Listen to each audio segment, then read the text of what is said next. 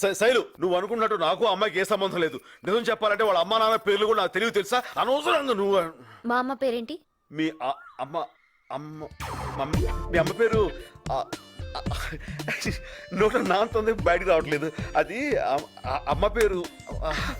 ఎంత బాగా యాక్ట్ చేస్తున్నావు. నువ్వు మోసగాడివి. శైలు, ఏంటి? ఆహా, ఇప్పుడు ఒక అమ్మాయి నాతో కూర్చుని కాఫీ తాగేదా మాత్రాన ఆ అమ్మాయి నీకు పోటీ అవుతుందా?